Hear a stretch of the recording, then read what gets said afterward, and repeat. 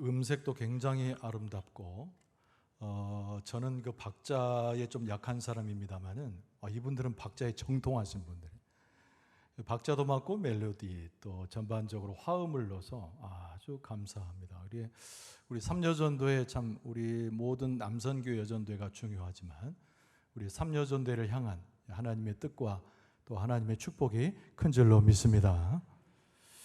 오늘 삼여전도회 헌신예배 오늘 말씀으로 선택한 본문은 출애굽기 4장 1절 이하의 말씀입니다.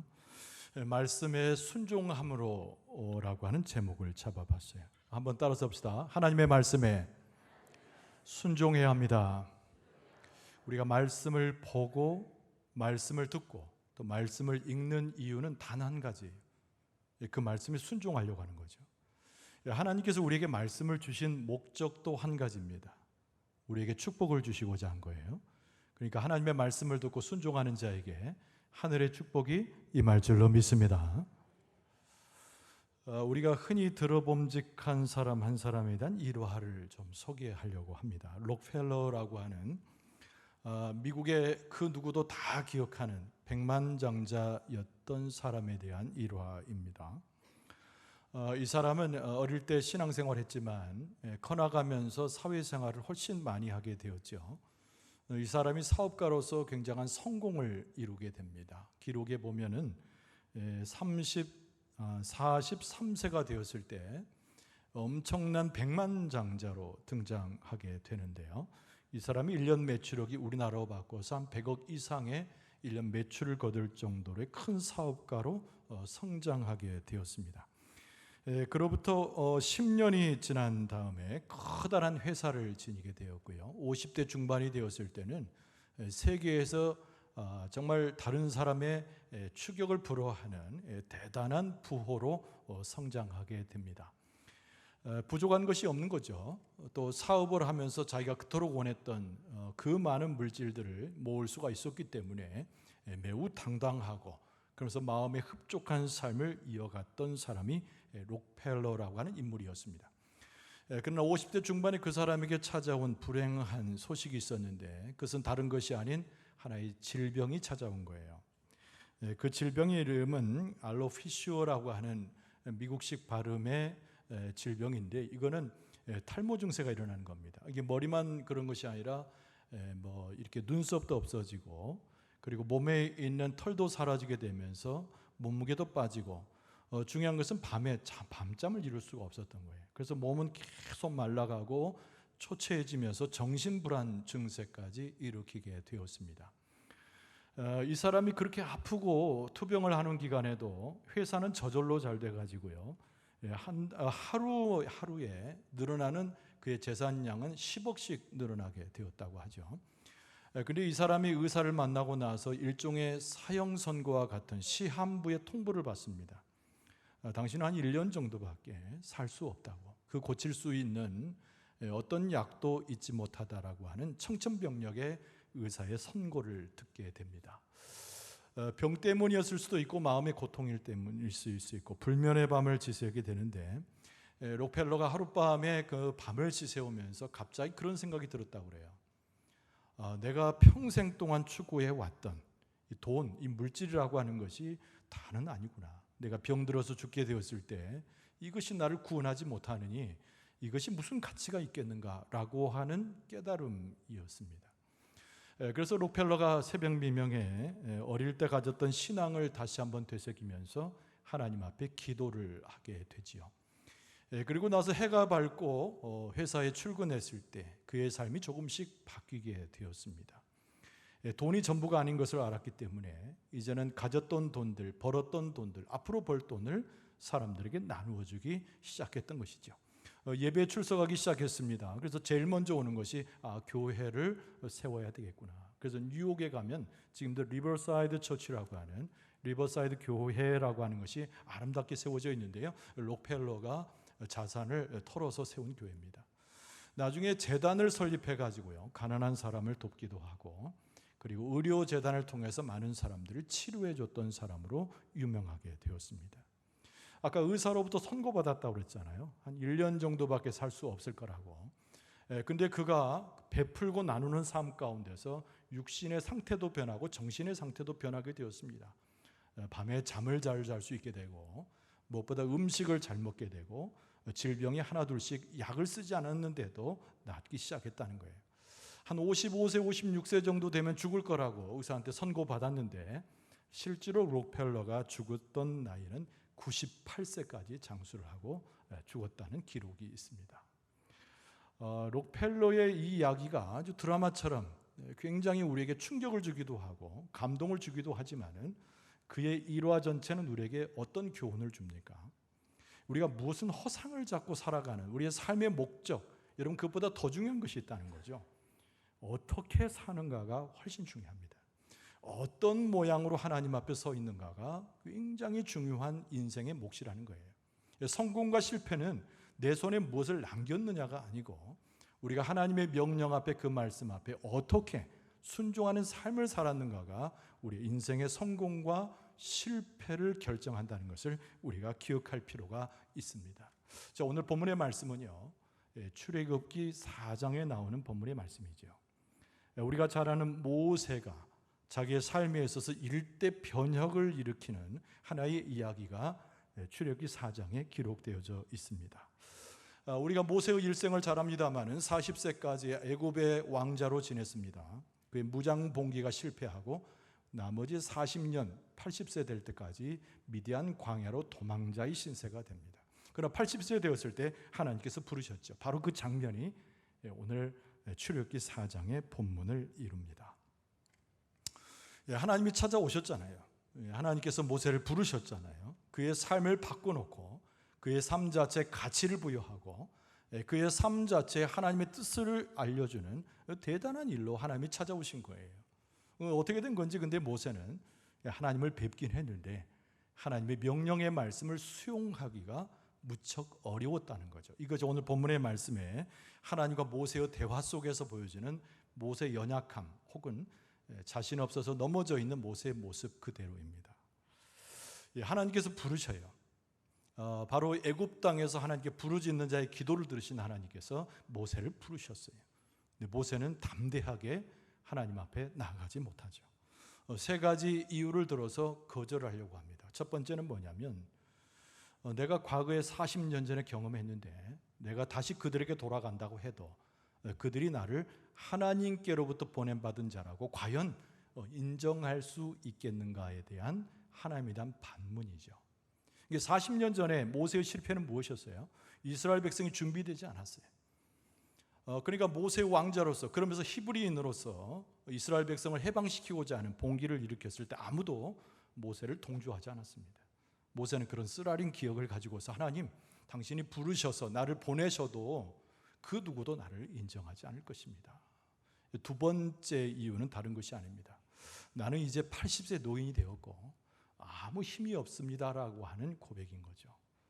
나는 힘도 없고 재산도 없고 권력도 없고 과거에 40년 전에 애굽의 왕자의 신분도 아닌 그냥 미디안 광야에 아무도 알아주지 않는 목자일 뿐입니다. 세 번째 이유가 무엇일까요? 하나님의 잘못된 선택이라고 하는 것을 하나님께 반문하는 거예요. 혹시 하나님 나를 찾아오신 것은 잘못 아닙니까? 나 말고 다른 사람을 보내소서라고 하는 것이죠. 여러분 모세의 이 모습을 보면 우리는 어떤 느낌을 갖습니까? 매우 겸손해졌구나. 모세는 상당히 이제 사람 돼가는구나. 뭐 이런 생각을 혹시 하게 될지 모르겠어요. 그러나 매우 모세의 이 모습은 절대적으로 신앙적인 모습이 아닙니다. 가장 유약한 인간의 모습을 그대로 드러내고 있는 거예요. 그리고 하나님의 말씀이 그 가운데 임했지만 거절할 수밖에 없는 영성이 땅에 떨어진 상태. 이것이 바로 모세의 형편이었다는 거죠. 어쩌면 우리의 모습을 그대로 보여주고 있는 모습일 수 있습니다. 우리가 헌신을 입에 담고 하나님의 뜻이라면 따르겠노라고 많은 사람들 앞에서 호언장담하지만은 뒤돌아서면 모세의 이 고백을 넘어가지 못하는 우리의 모습을 보게 된다는 거예요. 그러나 하나님은 모세를 탓하지 않습니다. 왜냐하면 모세의 일생은 하나님께서 인도하셨기 때문에 책임 소재를 구태 묻는다면 하나님 책임이니까요.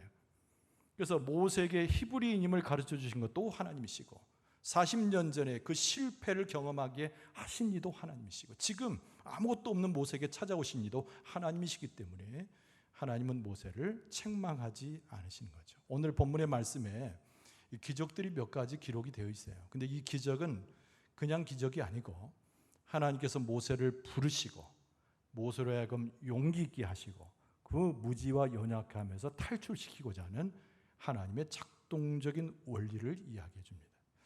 오늘 우리 삼여전도의 헌신 예배 아닙니까? 우리가 함께 예배하면서 우리도 헌신이라고 하는 낱말을 떠올리고 있지 않습니까? 오늘 본문의 말씀에 모세와 비슷한 심령의 상태로 하나님 앞에 와 있을 때 우리는 하나님 앞에 어떤 체험을 해야 될지 오늘 본문의 말씀은 그것을 우리에게 가르쳐 주고 있는 것이죠. 하나님은 완전하신 분이지만 모세는 완전치 못하여 연약한 자입니다. 하나님은 모든 것을 아시지만 모세는 무지한 것으로 앞을 내다보지 못해요. 하나님은 원대한 꿈을 갖고 행하시지만 모세에게는 조그만 소망도 없었다는 거예요. 그럼에도 불구하고 우리는 계속 헌신을 이야기합니다. 그럼에도 불구하고 우리는 계속 하나님의 뜻에 순종한다는 말을 공언하는 것이죠. 그러나 뒤돌아서 보면, 솔직하게 뒤돌아서면 모세의 상태를 우리는 넘어가고 있지 못하다는 거죠. 하나님께서 모세를 책망하지 않으신 것처럼 지금도 우리에게 하나님께서 다가오셔서 우리 예배를 지금 받으시는 이 순간에도 우리를 책망하지 않으셔요. 오히려 우리로 하여금 무지를 넘어가게 하고 오히려 우리로 하여금 새로운 용기를 주시기 위해서 오늘 본문의 말씀으로 우리와 함께하고 계십니다. 여러분, 하나님의 말씀으로 우리에게 용기를 주실 때, 하나님의 말씀의 표징으로 우리에게 증거를 보여주실 때 말씀 속에 확신해서 우리가 생각했던 헌신, 우리가 생각했던 주님께 드림, 그 말씀의 순종, 이것이 가능하도록 우리의 삶을 하나님께서 이끌어 주실 줄로 믿습니다. 오늘 본문의 말씀에는 이 표징이란 말이 나오잖아요. 표징. 이 표징이라는 말은 어떤 표현입니까? 드러내서 증거되었다, 그런 뜻입니다. 이게 두 가지 표징이 나옵니다. 오늘 본문의 말씀 첫 번째 표징은 지팡이에 관련된 표징이지요. 오늘 2절 말씀은 그렇게 썼습니다. 여호와께서 그에게 이르시되 내 손에 있는 것이 무엇이냐, 이렇게 오늘 2절 말씀이 시작이 됩니다. 이것이 오늘 본문의 말씀의 시작과 같은 부분이에요. 하나님께서 오늘 우리에게 똑같은 질문을 하시는 거죠. 무력하고 무지하고 헌신이라는 얘기를 하면서도 자신 없어 하는 우리에게 하나님께서 우리에게 똑같은 질문을 하고 계시는 거예요. 뭐라고 질문하신다고요? 내 손에 있는 것이 무엇이냐라는 거죠. 너무 유명한 말씀이거든요. 이 말씀이 네 손에 있는 것이 무엇이냐. 모세가 무언가를 가졌을 것으로 예상하신 하나님의 질문이 아닙니다. 오히려 반대로 모세가 아무것도 가지고 있지 않을 거라는 것을 아시는 하나님의 질문인 것이죠. 그랬더니 모세가 시무룩해서 대답합니다. 여기 지팡이 있습니다. 여기 지팡이. 이 말밖에 할 수가 없는 거예요. 모세의 손에 들린 것이 뭐예요? 갑옷인가요? 아니면 뭐 칼인가요? 창인가요? 갑옷인가요? 아니면 그를 따르는 대단한 군사라도 좀 있습니까? 아무것도 없어요. 미디안 광야에서 그 양들 몇 개 이렇게 치면서 장인을 도와서 그저 허접하게 나이 들어가는 한 사람일 뿐인 거죠. 그러니까 하나님께서 뭘 말씀하셨어요? 네 손에 있는 것이 무엇이냐? 그러니까 모세가 이것뿐입니다 하고 지팡이를 보여주는 거죠. 지팡이. 지금은 이름이 튀르키예라고 바뀌었어요. 터키, 옛날 터키입니다. 이 튀르키예라고 바뀌었는데 지난번에 지진이 일어나서 큰 피해를 봤던 나라 우리가 기억을 하잖아요. 근데 이 튀르키예는 대단한 역사적인 유물들을 많이 가지고 있는 나라 중에 한 나라입니다. 근데 그 튀르키예 이스탄불이라고 하는 수도에 가면은 톱카피라고 하는 박물관이 있어요. 박물관. 근데 그 박물관에 고대 유물들을 다 전시해 놨는데 그 유물들 중에 하나, 모세의 지팡이라고 하는 유물이 있답니다. 근데 그것이 진짜 모세의 지팡이인지 아닌지는 아무도 몰라요. 근데 상징적으로 갖다 놓은 것인데 그 지팡이를 본 사람들마다 실망한다고 해요. 왜냐하면 그냥 흔히 주변에서 볼 수 있는 요 1m짜리 조그만 지팡이, 아주 아무것도 아닌 그냥 지팡이 그 하나, 막대기죠. 막대기 하나 갖다가 놓은 거예요. 근데 그 박물관에 있었던 모세의 지팡이라 이름 지어졌지만 형편없이 초라한 그냥 막대기에 불과한 1m짜리 그 지팡이는 무엇을 의미하고 있는 것인가? 그렇죠? 아무것도 아니라는 것을 의미하는 거예요. 이 모세가 가지고 있었던 지팡이가 무슨 능력이 있는 것이 아니에요. 모세가 가지고 있는 지팡이가 모세를 지켜주고 이스라엘 백성들을 이끌 만한 대단한 호신용의 어떤 물건이라는 것이 아니라는 거예요. 그래서 비록 그 박물관에 전시되어 있지만 그거는 어떤 의미다? 아무것도 아니다. 그 의미를 전달해주고 박물관에 내어져 있습니다. 하나님께서 이제 모세가 지팡이입니다라고 내놨을 때 하나님께서 두 번째 명령을 하시는 거죠. 이런 표현에 여러분 기억하셔야 돼요. 하나님이 주신 명령이죠. 네 손에 있는 것이 무엇이냐? 이것도 명령이고, 하나님이 주신 명령의 두 번째는 뭐냐면 그것을 땅에 던지라라고 하는 명령이에요. 그것을 땅에 던지라. 그러니까 모세가 땅에 던지는 거죠. 그랬더니 땅에 던졌던 지팡이가 무엇으로 바뀝니까? 그렇죠. 뱀으로 바뀌게 되는 거죠. 그 무슨 의미가 있어요? 그냥 뱀으로 바뀐 겁니다. 물론 나중에 10가지 재앙 애굽 땅에 들어가서 모세가 지팡이를 던져서 술사들도 따라할 만한 지팡이가 뱀이 되는 그런 기적의 역사를 일으킵니다만 그 자체는 거기까지도 아무것도 아니에요. 그냥 뱀이 된 거예요. 그랬더니 하나님께서 세 번째 명령을 하십니다. 그 뱀 꼬리를 잡고 세워라. 그랬더니 오늘 성경 말씀에 다시 지팡이로 바뀌죠. 도대체 무슨 의미가 있을까요? 근데 하나님이 주신 명령은요, 항상 의미가 있습니다. 이걸 기억해달아야 돼요. 따라서 해보세요. 하나님께서 우리에게 말씀을 통하여 명령 주실 때 우리가 알지 못하는 큰 의미가 있습니다. 하나님을 의심하거나 하나님의 역사에 대해서 우리가 쉽게 간과해서는 안 되는 이유가 있어요. 여러분, 네 손에 뭐냐? 이거 지팡이입니다. 그거 던져라. 그랬더니 뱀이 됐어요. 꼬리 잡아라. 이 도대체 무슨 의미가 있는 거예요? 그런데 여기에는 엄청난 의미가 있죠. 여러분, 모세는 자기 일생의 40년 절반 이상을 광야에서 지냈습니다. 목자잖아요, 목자. 근데 이 목자로서 광야에 지내면서 무엇을 많이 봤을까요? 뱀을 많이 봤을 거예요. 근데 뱀은 어떻게 잡습니까? 잘 모르시죠? 저 잘 모릅니다. 근데 우리가 동물의 왕국이나 이런 거 보면은 뱀을 이렇게 사람이 잡을 때 꼬리를 잡으면 큰일 납니다. 물리게 되죠. 그래서 뱀을 잡는 사람은 어떻게 잡아야 됩니까? 뱀의 머리와 그 주둥이를 잡아야 되는 거예요. 맞습니까? 농사를 짓다 보면 뱀이 나오는데 전 잘 모르겠는데 원래 그런데요. 뱀을 잡으려면 머리를 잡아야지 꼬리를 잡았다면 큰일 납니다. 그러니까 이 모세의 자기의 삶에 있어 경험은 머리를 잡아야 되는 거예요. 아무리 지팡이에서 뱀으로 변했더라도 이게 다시 지팡이로 돌아올 것이라고 하는 것은 모세는 예측할 수 없잖아요. 이 상황 가운데서 하나님이 그런데 머리 잡아라 그래야 정상인데 꼬리 잡아라 그러거든요. 근데 오늘 말씀해 보면 모세가 하나님 앞에 뱀은요 꼬리 잡으면 안 됩니다. 이렇게 하나님 앞에 반문했다라고 하는 기록이 나오지 않아요. 그냥 단순하게 꼬리를 잡으라 그러니까 꼬리 잡은 거예요. 그랬더니 어떻게 됐습니까? 다시 지팡이로 돌아온 것이죠. 여기서 무엇을 말씀하고 있느냐면 하나님의 말씀이 주어졌을 때 아까 우리가 복창한 것처럼 무슨 의미인지 알지 못해도 그 하나님이 행하신 것에 대해서 이해하지 못해도 우리에게 필요한 것이 뭘까요? 하나님이 주신 말씀의 명령은 순종해야 한다는 거예요. 그러니까 하나님께서 지금 지팡이로 하여금 뱀이 되게 하고 뱀을 지팡이로 돌아오게 하는 것은 하나님의 기적의 역사 이렇게 표현할 수 있습니다. 그런데 그보다 더 중요한 것은 그 기적을 가져오게 하는 것은 모세가 그래도 하나님 앞에 순종하는 믿음이 있었기 때문에 하나님의 기적의 역사가 가능했다는 거예요. 할렐루야. 할렐루야. 말씀에 무조건 순종할 수 있기를 바랍니다. 그게 믿음이에요.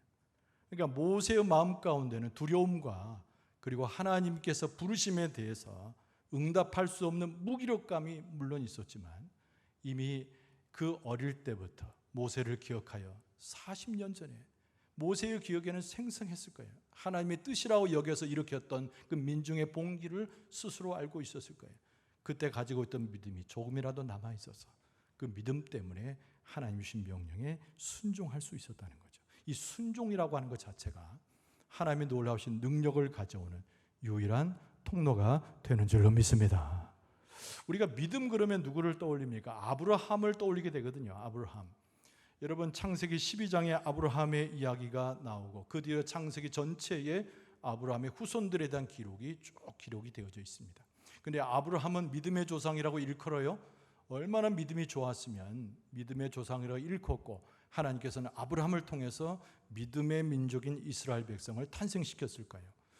여러분 아브라함의 믿음이 굉장히 확연하게 드러난 사건은요, 바로 모리아 산에서의 이삭을 바치는 이야기였습니다.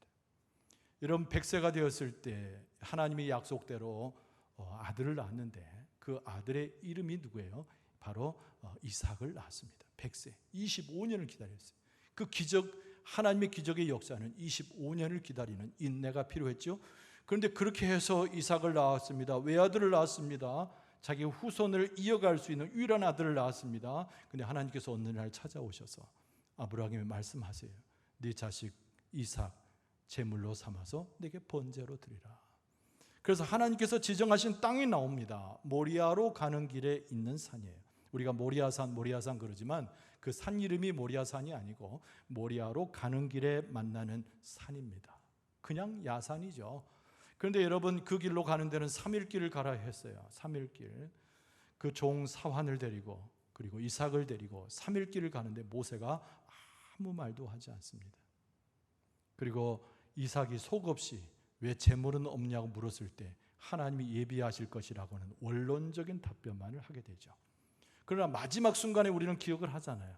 이삭을 잡고자, 이삭을 번제로 드리고자 칼을 들어서 죽이려고 할 때 하나님께서 그것을 멈추게 하시죠. 그때 하나님께서 모세에게 아브라함에게 주셨던 말씀이 뭐죠? 이제 내가 너의 믿음을 보았느니라. 할렐루야. 할렐루야. 그러니까 이 아브라함에게서 발견하고자 하는 하나님의 유일한 것은 믿음뿐이에요. 여러분 아브라함이 위대한 사람이 아니에요. 여러분 우리는 아브라함을 대단한 사람으로 보지만 물론 대단한 사람이겠죠. 그러나 아브라함의 능력 때문에 이스라엘 백성이 나온 것이 아니에요. 아브라함이 대단한 사람이기 때문에 아브라함을 하나님께서 보시고 그의 능력을 활용하신 것이 아니에요. 우리는 그것을 잘 기억해야 됩니다. 아브라함에게 있었던 유일한 것은 하나님의 명령의 말씀에 순종하는 믿음 하나뿐이었어요. 오늘 본문의 말씀의 이 모세도 마찬가지입니다. 이해할 수 없어도 지금 상황적으로 받아들일 수 없어도 내 상식으로도 이해할 수 없어도 그것이 하나님의 명령의 말씀에 대한 확신이 있게 되면 모세는 하나님의 말씀에 순종했다는 거예요. 우리 삼려전도에 하나님께서 행하시고 역사하시고 삼려전도를 통하여 이루고자 원하시는 뜻이 있는데 순종하여 하나님의 말씀 가운데 믿음으로 나갈 때 삼려전도를 통해서 하나님께서 역사해 주실 줄로 믿습니다. 우리 회장님이 여기 위에 올라와서 사회를 보라 하니까 그냥 부끄러워가지고 저기 앉아 계셔서 근데 내가 우리 부목사님 통해서 설득하다가 됐다고 계시라고 그랬거든요. 근데 제가 그런 생각을 했습니다. 삼려전도라서 부끄러움이 많구나.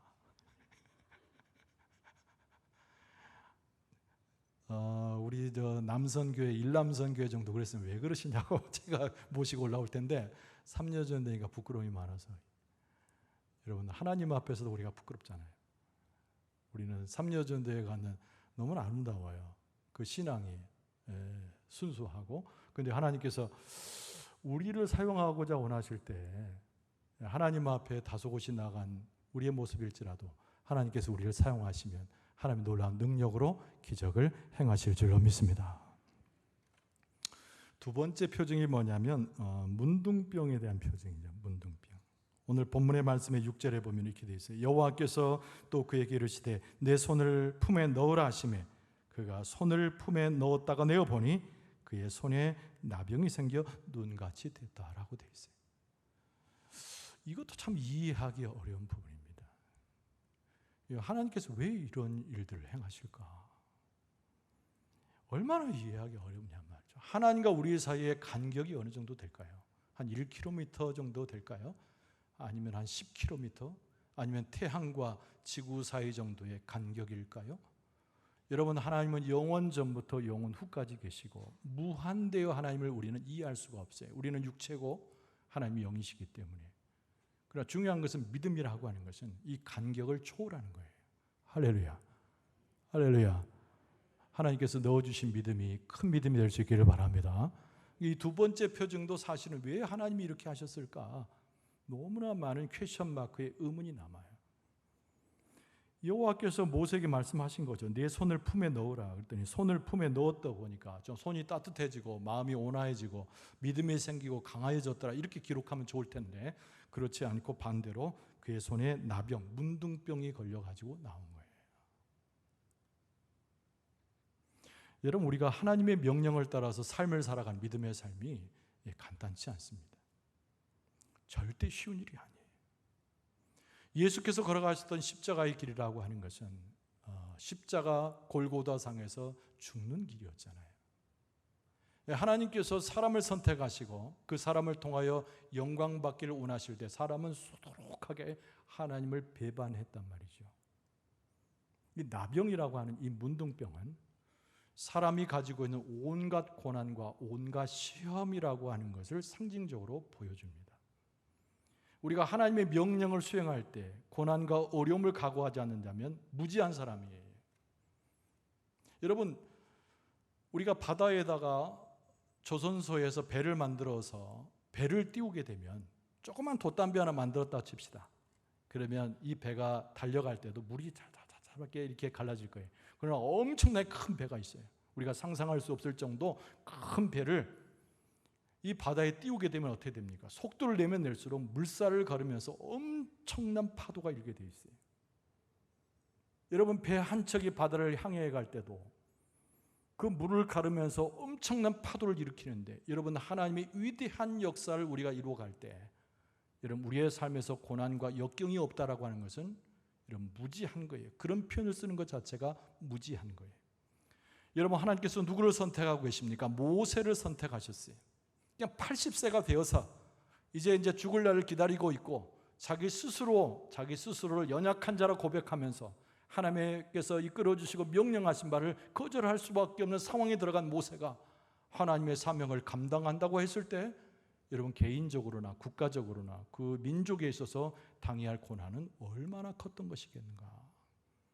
바로 이 나병, 이것이 바로 문둥병, 이것이 모세와 이스라엘 백성이 경험해야 할 숱한 고난을 이야기해 주는 거죠. 여러분, 우리에게서 때로는 병이 찾아올 수 있습니다. 또는 우리가 예수 믿고 예수님 말씀대로 살아가는 데 있어서 우리의 삶의 고통과 비난, 그리고 우리를 핍박하는 세력을 만날 수도 있습니다. 재산을 잃어버릴 수도 있고요. 우리의 삶에 있어서 항상 축복과 안녕을 살기를 원하지만 그러나 우리의 삶 자체가 꺾임을 만나고 애워쌈을 받아서 억울한 일을 겪게 돼요. 심지어는 사도 바울 경우에 보면 감옥에 갇히는 경우도 있을 수 있다는 거죠. 하나님이 그것을 가르치는 거죠. 그러나 모세에게 결국은 무엇을 가르치는 겁니까? 7절 말씀에 보면 이르시되 내 손을 다시 품에 넣으라 하시매 그가 다시 손을 품에 넣었다가 되어보니 그의 손이 벌레의 살로 되돌아왔더라. 할렐루야, 할렐루야. 하나님께서 회복시켜 주실 줄로 믿습니다. 그러니까 모세를 통해서 하나님께서 이스라엘 백성을 회복시킨다는 약속이기도 하고, 우리가 주를 따라가는 삶으로 헌신하게 될 때 하나님께서 우리 가운데 열매를 주시고 우리의 삶 가운데 하나님의 뜻이 성취되는 놀라운 역사를 보여줄 것임을 하나님께서 말씀하고 계시는 거예요. 내가 건강치 못하다 싶은 분 있죠. 내가 미련하다 싶은 분 있죠. 내가 모든 것이 부족하다라고 싶은 분 있죠. 하나님의 명령의 말씀에 순종하고 하나님의 뜻대로 나아가면 하나님께서 오히려 부요하게 하시고 건강하게 하시고 지혜를 주시고 넉넉하게 하실 줄로 믿습니다. 그러니까 여러분, 많이 나누는 데서 많은 부를 얻는다고 흔히 얘기를 하잖아요. 세상 사람도 그 이치를 합니다. 여러분, 우리가 하나님 앞에 헌신할수록, 하나님의 명령에 순종할수록, 핍박과 어려움을 뚫고 나가고자 하는 용기를 가질수록 하나님께서는 더 많은 것으로 우리에게 채워주신다는 거예요. 심지어는 우리의 죄의 상태에서 하나님께서 우리를 구원하셨어요. 죄를 하나님이 넣어주신 것은 아니지만 이 죄는 우리를 사망에 이르게 하는 것이잖아요. 근데 그 사망에 이르게 하는 죄로부터 예수 그리스도를 통하여 하나님이 우리를 구원하셨어요. 믿습니까? 믿습니까? 그러니까 예수 그리스도께서 우리 가운데 오시는 역사는 하나님의 역사죠. 그래서 모세를 통해서 하나님께서 이스라엘 백성을 해방시킬 것이라고 하는 그 능력과 기적의 역사를 하나님이 가르치시기 위해서 품에 손에 넣었더니 문둥병, 나병 걸렸다가 손을 꺼내보니까 다시 돌아오게 하는 하나님의 역사의 표징을 보여주셨다는 거예요. 여러분, 하나님께서 우리 삼여전대뿐만 아니라 여기에 모인 자들에게 용기와 힘을 주시고 주 앞에 충성하고 예쓰면 하나님의 귀하신 열매를 거두게 하실 줄로 믿습니다. 가만히 생각해 보세요. 여러분, 베드로 같은 사람 어떤 사람이었는가? 여러분, 어부였잖아요. 어부가 무지하다는 뜻이 아니라 베드로가 무지한 사람이었죠. 혈기방장하기 짝이 없던 사람, 그가 베드로 아닙니까? 근데 그를 변화시켜서 사도가 되게 하셨어요. 그날도 다메섹으로 가는 길에 교회를 참멸하기 위해서 병사를 이끌고 갔던 사람, 사울로 기록됩니다만 바울이었잖아요. 근데 예수님께서 만나 주셨을 때 바울의 삶이 뒤바뀌어지게 된 거예요.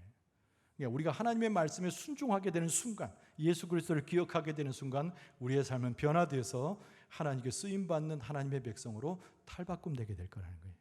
여러분, 하나님께서 능력을 주실 줄로 믿습니다. 은혜를 주실 줄로 믿습니다. 하나님께서 권세를 허락하실 줄로 믿습니다. 사탄을 이기게 하실 줄로 믿습니다. 건강을 극복하게 하실 줄로 믿습니다. 필요한 것을 공급하실 줄로 믿습니다. 옛날에 Don't worry, be happy라고 하는, 가만히 생각하면 우스갯소리 같은 표현이 있어요. 걱정하지 마라, 행복하게 될 것이다. 세상 사람들의 이치거든요. 이게 세상 사람들이 흔히 말하는 이치거든요. 그런데 여러분, 그거와 비교할 수 없는 하나님의 축복이 우리 가운데 예비되어 있어요. 그 축복은 누구가 받는 것인가? 하나님의 말씀에 순종하는 자가 받는 줄로 믿습니다. 여러분과 제가 받게 될 줄로 믿습니다. 마음에 안 들어도, 이해할 수 없어도 하나님의 말씀에 순종하는 자가 믿음 있는 사람입니다. 어디로 가야 될지 몰라도 하나님의 지시한 곳으로 가리라 결단하는 사람이 믿음 있는 사람인 거예요. 아브라함이 갈 바를 알지 못하고 나갔을 때도 하나님이 이정표를 발견하고 그 가운데 하나님 앞에 예물을 드리고 제단을 쌓고 그의 후손이 하나님의 백성 된 것처럼 하나님께서 우리 교회가 어떻게 갈지 인간적으로 압니까? 그러나 하나님의 손이 붙들림 받은 교회가 되면 하나님께서 우리 교회를 통하여 영적 부흥을 주시고 우리 후손들에게도 정말 영적인 보화를 물려주는 우리 세대가 될 줄로 믿습니다. 우리 삼여전도회, 부끄럽게 여기는 소박한 여전도회지만 하나님께서 능력 주시고 복을 주셔서 우리 삼여전도회를 통해서 대표적으로 우리 교회에서 일할 수 있도록 역사해 주실 줄로 믿습니다. 우리 삼여전도회를 위해서 기도할 때 그렇게 기도하세요. 여러분, 다른 사람은 또 샘납니까? 123 남선교회, 12여전도회 다 하나님께서 쓰실 줄로 믿습니다. 여기에 서 있는 최 목사도 사용하실 줄로 믿습니다. 우리 장로님들도 사용하실 줄로 믿습니다. 우리 모든 교우들을 하나님께서 인도하실 텐데요. 하나님 앞에 무슨 말씀이든지 순종하라. 말씀에 순종하는 교회와 성도가 하나님의 축복을 받게 될 줄로 믿습니다.